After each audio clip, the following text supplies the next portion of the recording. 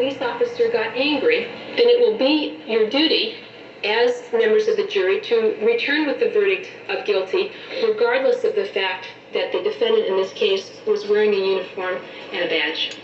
Thank you very much. And the counsel, you may make your argument.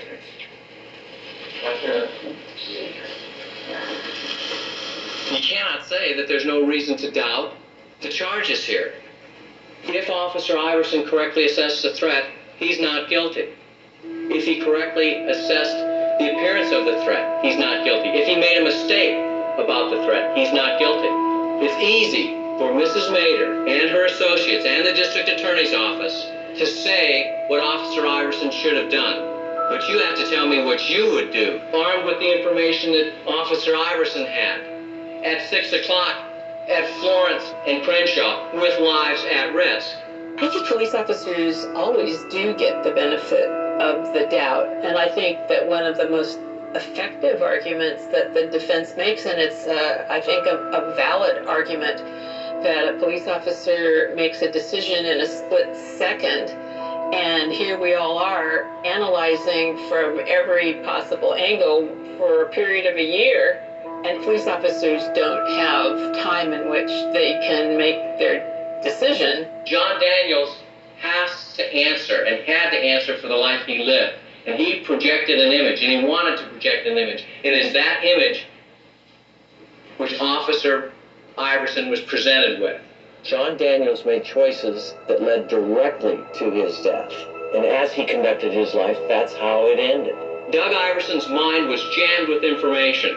Images of children in wrecked cars passed through his brain. He's been on the job for 13 years. He's been told what these bandit tow trucks do. He's an expert in the business. He's assigned to this task force. The narrative from law enforcement is always that this person deserved this to happen to them. And it's not our fault because he deserved it. And if he loses his life, the question is, perhaps his life was not as valuable as the life of another person. And although it's never said, the very insidious implication is, perhaps the world is a better place without this person. It was not contempt of cop which killed John Daniels. It was John Daniels' contempt for the lives of others. It was John Daniels' life of violence and irrational behavior that finally caught up with him. He finally created the appearance of such a danger that he left Iverson no choice. And his actions leave you no choice. Doug Iverson is not guilty. Thank you. Essentially what a judge asks a jury to do in a self-defense case, or any case in which there's a claim of self-defense being made, is go in the deliberation room, take out a looking glass, gaze into it. If you see the defendant gazing back, if you see yourself as perhaps behaving the same way as the defendant did under similar circumstances, then you will acquit. That's the heart of these cases, is how much value do you place on the interest of the victim, and how much value do you place on the interest of police officers? You see them as a thin blue line. I perceived that there was danger.